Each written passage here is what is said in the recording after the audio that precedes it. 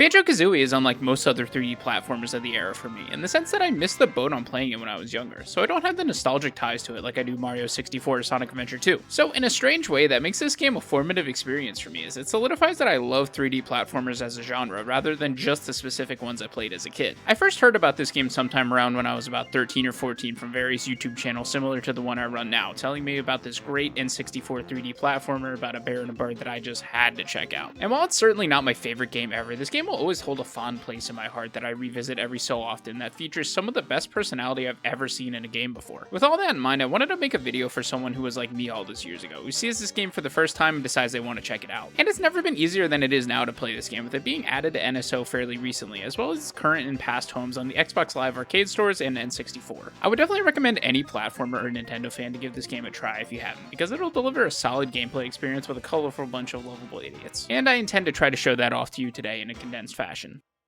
Banjo-Kazooie first released in 1998, being developed by one of the kings of platforming games in the 90s, Rareware. With other classics under their belt such as the DK Country games, GoldenEye, Conker, and more, it pains me to say that they are based in the United Kingdom, which almost forces me to respect British people. But xenophobia aside, I do have an appreciation for games made outside of the US or Japan, because I feel like they're fairly few and far between, especially in this era of gaming. Banjo has an interesting development history as well, first starting out as a pirate adventure game codenamed Project Dream. Not a ton is known about this game other than it was going to follow a young boy named Edson facing up against the evil pirate Captain Blackeye. A cool remnant of this is that the portrait of Blackeye can actually be seen in the Mad Monster Mansion level fairly late in the game. And while this may be the first game starring Banjo, this is not his first appearance. He first showed up as one of Diddy Kong's racing pals in 1997's Diddy Kong Racing. And somewhere in between that game and this one, he met his best pal Kazooie. And while his mainline series is pretty much dead in the water with no sign of being revived since Microsoft's acquisition of Rare around 20 years ago, Banjo still remains in everyone's hearts, best exemplified by his appearance in Smash Bros. Ultimate when it had been over 10 years since his last appearance and over 20 since the last one that anyone actually liked. But rather than focusing on the negative, I think it's a bit more productive to take a look at the good times he gave us in life. Our journey begins with a cutscene of the evil rhyme-slinging witch Gruntilda consulting her magic ding pot to see who the prettiest of all is, to which the pot responds that it is not Grunty, but instead a young bear girl named Tootie. Filled with envy, Grunty sets out to capture Tootie and steal her beauty for herself. Grunty takes off on her broom and captures a nearby Tootie and returns her to the evil Lair. Soon after, we learn that Tootie is actually Banjo's sister, and that the bear and bird spring into action to traverse the Lair and return the younger bear back home. Along the way, they'll be aided by their friend Bottles the Mole, who teaches the duo new moves, as well as a whole host of disgruntled ex-Grunty employees like Cheeto the Spellbook, the Warp Pot, and even Grunty's kind sister Brentilda. And that's about it. Pretty much just your typical damsel in distress platformer plot that was pretty much the industry standard at the time. The goal remains the same throughout the whole game. There aren't really even any boss fights per se, really only some stronger enemies that require a few hits to take down. One last neat thing about the story that Rare was kind of known for at the time was showing you a game over screen that shows what would happen if the bad guy won. In this case, Grunty succeeds in transferring Tootie's beauty over to herself and making me feel that even though I technically lost, I actually won. Graphically, Banjo-Kazooie isn't anywhere near a technical marvel. In fact, most of everything is pretty chunky in this game and not super duper great looking, but where I think it does shine is in its character design. Every world in this game has its own set of unique enemies and NPCs that help differentiate the world in ways that their environments already do a good job of doing. You've got unforgettable dudes like Boggy the Polar Bear, the floating ghost hand pianist Moat's Hand, and of course the big beautiful metal shark, Clanker, whose name might be considered offensive to robot kind in 2025. And this is all before we even talk about the main characters like Banjo, Kazooie, Grunty, Bottles, and Mumbo, all being full of personality that shines through in their design. For example, Banjo is just a simple brown bear with yellow shorts and a blue backpack, but that's perfect because he is supposed to be the straight man in the duo, so it matches his semi-boring demeanor. Plus, I also feel like it's a genius design to have Kazooie reside in the backpack and only pop out to do the occasional move, which also enhances the dialogue moments where she pops out for a second to make a smart mouth comment before retreating back into the bag to leave Banjo to deal with the consequences. And then there's the elephant in the room with Mumbo being a pretty obvious stereotype of the mystical Native American shaman. But I think it's best to just accept it as a product of its time that the developers would likely not have included if the game came out today. And even to that effect, he isn't horribly offensive and is generally portrayed as a powerful magic shaman who is brave, friendly, and smart, and as well as vital to your journey's success, but also has a goofy side that comes out every once in a while. Grunty herself is a fairly basic design. She's just a standard ugly green witch, but with the unique personality trait of always speaking in rhymes, which you will hear a lot as she is constantly taunting you throughout the game. And while this game isn't fully voice acted or anything, every single character, big or small, does technically have a voice. Anytime you talk to someone in Banjo, they speak with a series of repeated sound effects, typically mirroring their expected voice. So like Banjo makes dumb guh sounds, Kazooie makes bird squawks, and Grunties are high-pitched whining sounds, and here are some examples of inanimate objects and NPCs making noises as well.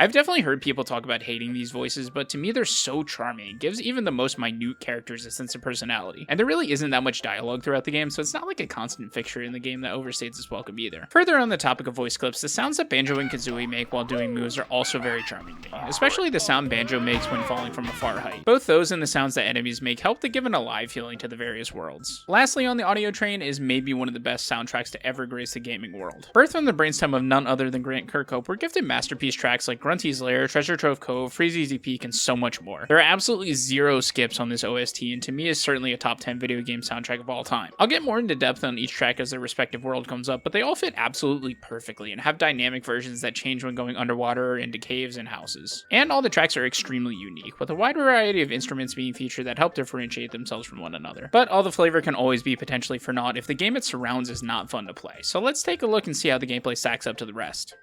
Overall, I'd say Banjo's gameplay stacks up pretty well into the matchup against the aesthetics, but I'd say probably loses out in the end. Now, the thing that is immediately noticeable is that Banjo is way slower and less nimble than his contemporary Mario and Sonic game entries at the time. But that isn't necessarily a bad thing, because Banjo is as pure of a sandbox collectathon game as there ever was, meaning that the intention is for you to take your time combing through the various worlds to find the collectibles needed for progression, whereas Super Mario 64 and Sonic Adventure are more mission-focused and are more so based around beelining it to the objective. And where those games end the level once the selected objective is complete, Banjo instead opts to continue with uninterrupted gameplay until the player decides to leave the level. Banjo's moveset is relatively simplistic even after unlocking every move through bottles. The mole has a few hills scattered around each world, and by talking to him grants you a new move to add to your arsenal. Movement-wise, Banjo just has a single jump, with either a flutter or pecking attack after depending on which button you press. Then there is also a backflip for extra height, a ground pound, and a grounded roll for increased move speed. By far the move you'll constantly be using is the Talon Trot, where Banjo rides on Kazooie and moves way faster than Banjo and allows for you to climb moderately steep slopes. Combat-wise, there aren't many options, although you don't really fight many enemies in this game anyway. You have the aforementioned peck attack, a shoulder thrust, and a pathetic looking punch attack, and Kazooie can also do this with eggs for some reason. There are also a few power-ups such as the green pad that lets you do a mega jump off of it, the blue pad which lets you fly, the speed shoes which allow you to run very fast, and the wading boots which allow you to walk through damaging terrain like quicksand and the swamp. Within each world there are 4 main collectibles that are tied to progression: the Jiggies, the Notes, the Jinjos, and the Mumbo tokens. The Jiggies are just this game's stars. They are purely used to unlock the next stage. There are 10 in each world, including the hub world totaling up to 100 in the game. These generally are just either out in the open, hidden behind a puzzle, or require a minigame victory to acquire. Typically they're good fun to get, but I'll definitely mention some of the stinkers in the bunch as they come up. But most importantly, Banjo does a goofy little dance after obtaining one, and an even cooler dance after getting all 10. The Notes function a bit strangely, as they are required for progression, but due to memory limitations are not a permanent collectible. Instead, every time you enter and exit a level, they are reset, and your counter goes back to 0, and you receive a note score for the level, which can be used in Grunty's Lair to unlock doors. But if you want true 100% completion, you have to get them all in one go without dying or leaving. And this can be extremely annoying for some of the later levels that feature bottomless pits that aren't generally present in the early game, but we will certainly get to that later. Plus the fact that there are 100 of these things per each level, totaling 900 throughout the game.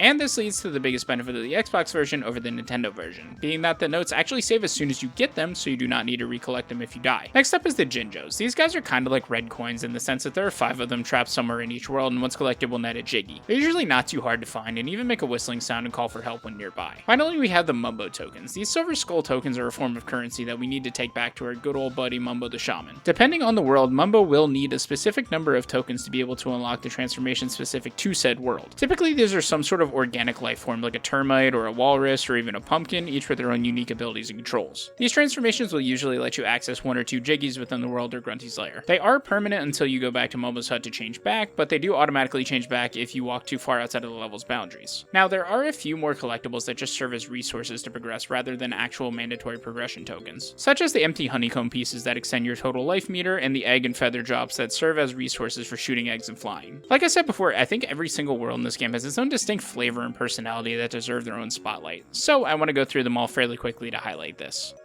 First up, we've got Banjo's home in the tutorial area for this game, Spiral Mountain. This is a relatively small location with just a few enemies that serves as a place for you to get used to Banjo's moveset before the game starts proper. Scattered around the mountain are a few of Bottles' hills where you can learn all of the basic starting maneuvers of Banjo and Kazooie's movesets. A nice quality of life feature is if you've played before and you just hit B after the initial cutscene, you can skip the whole tutorial process and head into the Lair. The Lair is entered via climbing the titular spiral-shaped mountain in the center and crossing the bridge into the Grunty-shaped rock face. Inside the rock, we enter into Grunty's lair, a cavernous tunnel system filled with various baddies and effigies of the witch herself. This functions as the main hub world, containing the entrances to all of the levels as well as 10 jiggies of its own. These jiggies generally need to be obtained by either bringing the Mumbo transformation outside of the world or by hitting these hidden witch switches inside the levels to activate a puzzle in the lair. The layout can be a little confusing at first, as some of the connecting hallways look fairly similar to each other, but it's pretty much just a straight line that can be learned quickly. The coolest design choice is that every level has its own little jigsaw puzzle that is activated by inputting jiggies, which then unlocks access to the level through a small room themed around that level. It's definitely a subtle design choice that I think makes it feel like the lair is directly connected to these places rather than just a random portal in the wall. Overall, this place is definitely one of my favorite hub worlds of all time.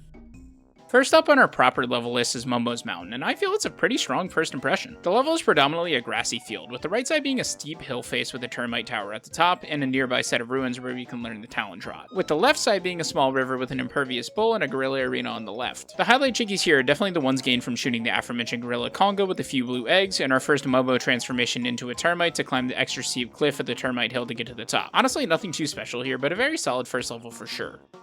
Up next through a giant treasure chest is Treasure Trove Cove, a bright and colorful beach-themed level. And being a beach means that the level is around 50% water, but honestly it's not that big of a deal because you rarely have to go in it for anything. But when you do, it's terrifying because you get stalked by this invincible enemy shark named Snacker that materializes from the ocean depths to bite a chunk out of you while a menacing tune plays. There are also loads of interesting set pieces here, such as the pirate ship, the sand castle where you can eventually input cheat codes, and a giant mimic treasure chest. But the coolest of all is the lighthouse at the top of the stage that can be accessed either by entering the hole in the cliff face to teleport up there via loading zone, or you can use the newly acquired flight power to fly up there with no loading zone. I always thought it was cool how the music gets quieter and quieter as you go up as well. And speaking of music, the theme here is infectious with its tropical feel, steel drum sounding xylophones, and the deep toned banjo strums all just melding together perfectly. The jiggies are also great here, in particular the scavenger goose chase and defeating the giant crab Nipper. Treasure Trove Cove is definitely one of my favorite stages in the game, and honestly the more I think about it, I'd probably say it's the best one in my opinion.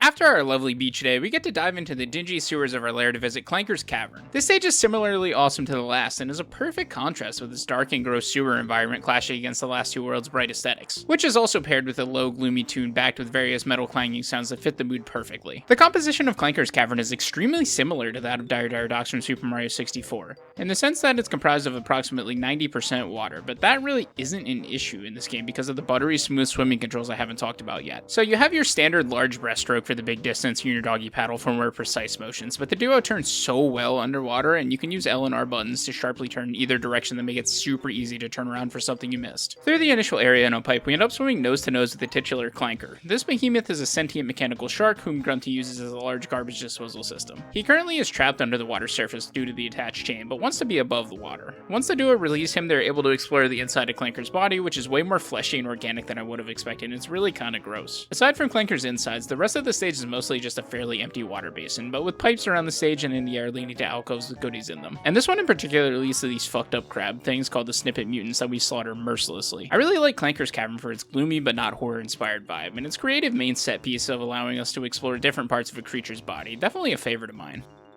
Following the depths of Clanker's Gorges, we go to an equally gross place with Bubblegloop Swamp. It's a fairly boring and traditionally styled swamp with piranha-infested water that damages you, making up a bulk of the ground, which makes the aforementioned rubber boot power-up we just obtained oh so useful. As a level, Bubblegloop is kinda just fine. It feels like they didn't really have a plan for this place, considering there are 2 mazes, a random golden crocodile statue hunt, and a combat-based jiggy that feels really out of place. And on top of that, we have 2 fairly time-consuming minigames as well, but they are ran by some NPCs that I feel salvage the swamp for me a little. On one side of the swamp is a giant turtle by the name of Tank Tup, whose toes are so cold he can't move them, so you have to shatter every bone in them so that he can retract them. After, we can get Void for the second level in a row to get to the aforementioned minigame. Inside, fellow Diddy Kong Racing veteran Tip Tup the turtle and his creepy teeth await inside to play a very slow-moving Simon Says game with his singing choir. The other minigame requires Mumbo's transformation into a small crocodile so that you can race against a mean croc named Mr. Vile to see who can eat the most yumblies before time runs out, and if you fail, this asshole tries to kill you. There's nothing offensively wrong about Bubblegloop Swamp, it's just overall kinda boring to play. The next world, Freezeezy Peak, is my entire shit. I did say earlier that Treasure Trove Cove may be my favorite, but nah, it's this place for sure. I'm a big winter and Christmas guy, so this aesthetic and the Jingle Bell-esque music are absolutely perfect for me, and all the missions here feel very whimsical. Like, you've got escorting these Christmas lights called the Twinklies to their tree, delivering presents to these poorly rare children, racing their deadbeat dad 2 times, experiencing walrus racism firsthand, and slaughtering a tribe of ice cubes for personal gain. You know, all the things that make me feel warm and fuzzy on the inside. But most importantly, you here learn one of the most fun moves in the game, the Beak Bomb. Bomb. This move allows Kazooie to dive bomb forward while flying to hit targets and destroy enemies, namely these asshole snowmen who constantly chuck snowballs at you. I feel like some of the set pieces also make it feel very cold and wintry, such as the massive traversable snowman in the center and the water being so cold that it actually damages you. Following the cold, we go to the heat with the desert-themed level, Gobi's Valley. Definitely one of the more interestingly designed levels where about half of the objectives are sequestered to the inside of the various pyramids and sphinxes, with some of them leaking out to the main level as well. And speaking of the sphinxes, they make me question if Banjo was actually an ancient deity because they have the exact same face as him for some reason. The extremely catchy kazoo-led song is a great listen and very fitting for the ancient Egypt and mummy theme going on here. And we have our third stage in a row with a large amount of untouchable terrain with these large pools of quicksand. Plus, you get to commit even more animal abuse here by slamming on Gobi, the namesake camel's big ol' hump to water trunker here. Gameplay wise, it's just kind of fine. None of the jiggies are super inventive or offensive. Now is a good time to mention that Gobi's and Freezeezy are what I consider to be twin levels. First in the sense that they're close together and they can be visited in either order, but also the fact that you must get a power up from one level to complete the other. Whereas every other world would be completable if you've gotten every move up to that point. However, in this case, you need the beak bomb from Freezeezy and the running shoes from Gobi's to be able to complete the other fully. Luckily, you can get every node on your first visit to the peak, so you won't have to start over in that respect at least. Next up, we have the spooky themed level, Mad Monster Mansion. And before we dive into the level proper, I want to give credit to by far the coolest entry room in the game. To get to this stage, you have to walk through a sentient graveyard complete with a wine cellar and a vampire casket. I've always loved this room, it just feels very alive, ironically enough. The mansion itself is pretty great too, the main building featuring several ghost-themed mini jump scares and the only time you need to use Banjo's slow walking to not wake up the ghost. Outside, we have an actually confusingly laid out hedge maze as well as an underwater well system to explore, with the best piece being the giant cathedral with the musical ghost Moat's Hand, who you have to play another Simon Says game with. And around the outside are these flower pots you have to poop eggs into, to which they say thank you in a fully voiced line, which weirdly enough causes a mild controversy because people thought they were saying fuck you, and I'm pretty sure it's just because it's a British dude saying thank you in the way that they do. I never thought this, but have a listen and let me know what it sounds like to you in the comments. Thank you. The last thing I want to mention is the Mumbo transformation in this world, being a normal-ass pumpkin for some reason. Every other transformation has some sort of special ability, but the pumpkin can just jump and fit into small holes, which I love. It's also the only non-animal of the bunch, which makes it feel way more unique as well. Following the manor, we have probably the worst level of the game, with the shipboard-themed Rusty Bucket Bay. It's a harbor-themed level that is yet again, for some reason, filled with mostly untraversable terrain with this polluted water that will slowly kill you. I don't know why the developers had such a prominent fetish for this type of design, but coming up on level 5 with it starts to get a bit annoying. The level proper isn't much better. It's a U-shaped walking path with a giant cargo ship in the center. It's just a pain to navigate. For the U-shape, the walkways are all so skinny and generally have a pretty decent slope, making them annoying to walk on. And maybe this is just a me thing, but I still cannot figure out the layout of this goddamn boat, man. The reason being that a lot of the entrances to the various rooms are either through these pipes or these random doors or windows that you have to break, but everything looks the damn same, man. I just can't ever remember which hole goes to which room because everything is just shit. And what's inside the rooms is pretty boring also, typically just some pistons or rotating pipes and propellers that end up being a dreary gray experience. And nothing is more dreary than the dreaded propeller room. I'll be completely forthright with you on this one. I'm playing this on NSO for the higher quality footage, and that of course has save states, which I have not and will not use during my playthrough of this game, until now. The premise of this room is that you have to hit the switch elsewhere to slow down the propellers, or else you cannot get past them. But the switch isn't permanent, so you have to make your way to the propeller room from the switch, complete the still tricky platforming challenges, grab the jiggy, and do it again on the way out, all before time expires. Because if it does run out, there's no way you're getting back safely, because Banjo is not nimble enough to avoid these easily. Oh, and did I mention the entire room is a bottomless pit? Meaning that if you mess up one time during the sequence, you die and have to start the world all over again and recollect the notes. And surprisingly, I know I do have a job, so I'm not spending what free time I have playing Rusty Bucket bullshit 5 times. At least you get to drag an anchor through this dolphin's intestines to relieve any pent-up aggression. Our very final level is Click Clock Wood, which I can quickly sum up as very cool in concept, but not so much in execution. We first enter a big lobby area with 4 seasonally themed alcoves, all with their own door, which displays the main mechanic of the wood being that we get to explore it in all 4 seasons of the year. You start only being able to access spring, but summer, fall, and winter follow shortly after being unlocked with the various switches around the world, which is super neat with how what you do in previous seasons actually affecting things within the future seasons, such as feeding Nabnut the squirrel acorns in the fall to get a jiggy in the winter, or feeding Eerie the eagle all throughout the different seasons so that she grows up later. Which again is all really cool that they got this to work back then, but then remember when I said that there were 4 different doors? This means that each season is its own stage that you have to backtrack all the way back to the entrance to get to anytime you need to change seasons, which wouldn't be so bad if various notes and jiggies weren't only obtainable in certain seasons, which sometimes is just a guessing game that often causes me to forget what I've gotten and just roaming around the various seasons to remember what I've done, which again could be okay, except for the fact that this stage is massive, by far the biggest in the game, and the main set piece is a giant tree in the middle, which means it takes forever to scale the vertical platforming challenges found there. This can sort of be circumvented with the Mumbo transformation being a bee this time around that can endlessly fly. However, it is only available in some seasons and cannot attack, so if you need to break anything while in that form, you are shit out of luck. I really want to like Click Clock Wood, and part of me does, but I just can't have as good of a time here as I would like to.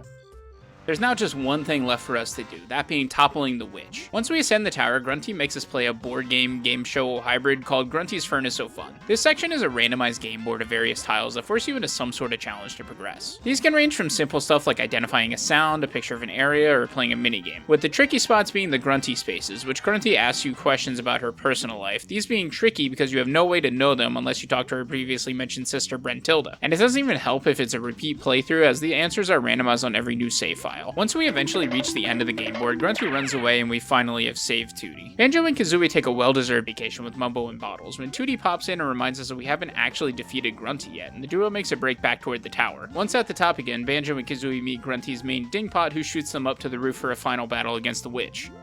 The final battle is pretty simple, yet can still be fairly challenging. It's split into 3 phases. First, you have to dodge Grunty's fire attack until you can get close enough to peck. The second phase will have her fly into the air with her broomstick, with the duo following with the flight pads needing to beak bomb into her a few times. Finally, Grunty puts up an impenetrable shield, and we have to dodge projectiles again for a bit until a giant silver Jinjo statue known as the Great Jinjonator appears. To activate it, we need to deposit a few eggs into each of the 4 sides of the base. Once the Great Jinjonator is awakened and imbued with the Jinjo power, they unleash a dive bomb barrage into Grunty that sends her careening off the side of the lair into the self-made pit that is covered by a falling boulder, which canonically fucking kills her. In the sequel, it's revealed that she is trapped under there for 2 years and is only alive as a sentient skeleton being kept alive by witch magic. Pretty gruesome, but also pretty on brand for N64 Rare, to be honest. And this time for real, the credits roll and we have completed our adventure. I absolutely love this fight and the music blasting in the background all the while. As I mentioned earlier, it can actually be pretty tough, especially if you haven't been getting all the health upgrades. Grunty's fireballs have a mild homing effect, and landing beak bombs can be pretty tricky with the semi-stiff and imprecise way of aiming in this game. And the Jinjonator section is nearly impossible to do damageless, as the holes are fairly small and require you to come to a complete stop to land the eggs in consistently.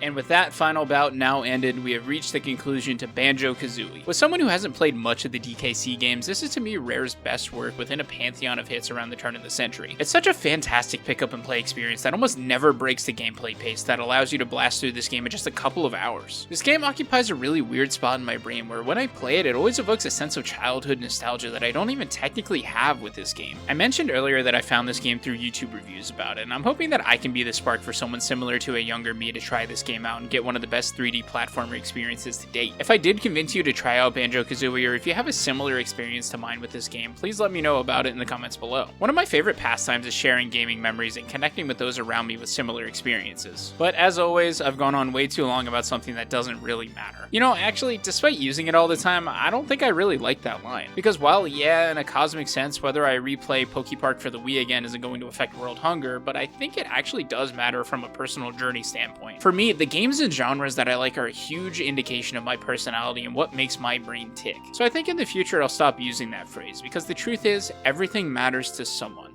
Even if it's something as minute as a video game preference, and I think there's a bit of beauty in that. But anyway, thanks for coming to my Philosophy 101 class and for sticking around to the end of the video. If you liked what you saw, please leave me a like and hit that subscribe button. It would mean the world to me. Going forward, I'm going to try to have a video out every 2 weeks on Friday, 6 p.m. EST, so we'll see how that goes. But regardless, I hope to see you whenever that next video does come out, and I hope you have a great day.